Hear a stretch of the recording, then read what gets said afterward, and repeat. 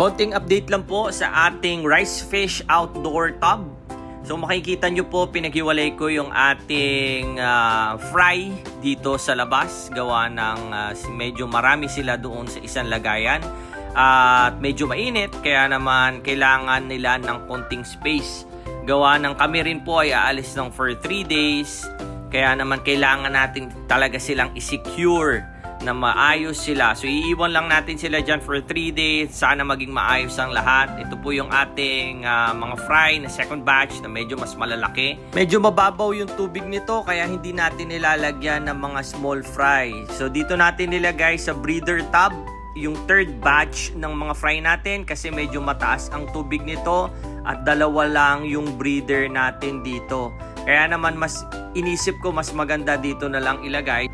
At ito nga pala ang ating pinakain, ang Repashy Spawn and Grow na gel food. Pero hindi na natin siya ginagawang gel kasi pwede naman siyang direct na ipakain mismo doon sa ating mga bagong pisang mga isda. Yun lang, salamat!